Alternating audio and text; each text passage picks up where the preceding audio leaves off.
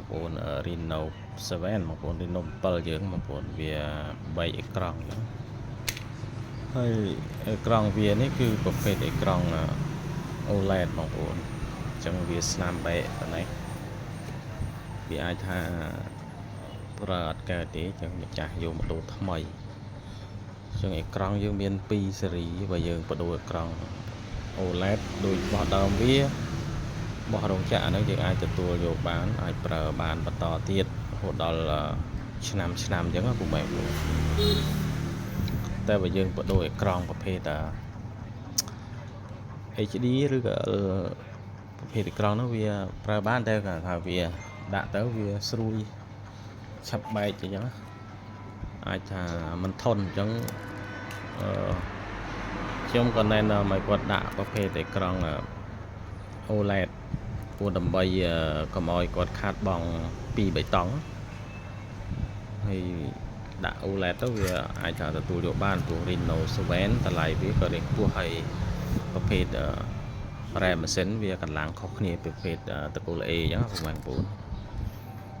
ព្រោះនេះវានៅល្អដែរម៉ាស៊ីនវាអញ្ចឹងបើសិនជាយើងយកលុយចំនួន 3000 ត្រូវទិញ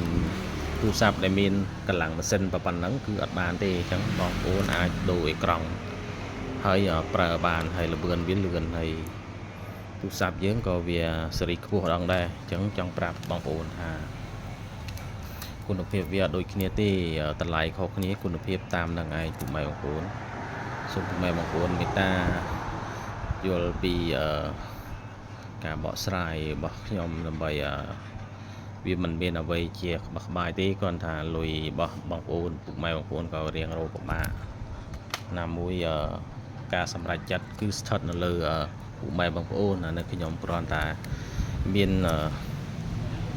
យោបល់ទៅខ្លះដើម្បីពុកម៉ែបងប្អូនគិតឲ្យវែងគេថាមុននឹងធ្វើអីមួយយើងគិតឲ្យវែងឆ្ងាយកុំឲ្យថាធូរថ្លៃឲ្យដូរហើយយកទៅប្រើអត់កើតទៅជាថាយើងនឹងជាងដាក់អេក្រង់មិនល្អឲ្យហើយចំពោះខ្ញុំមិនសូវជាដូរឲ្យទេហើយណាមួយខ្ញុំសុខចិត្តអត់ចង់បានលុយទេលុយចំណេញតិចតួចនោះគឺអត់ចង់បានទេអ្វីដែលខ្ញុំចង់បានគឺគុណភាពដល់អតិថិជនគឺគាត់បានប្រើទៅស្រួលហើយគាត់មិនស្មុគស្មាញច្រើនណាហើយអ្នកខ្លះគេយល់ថា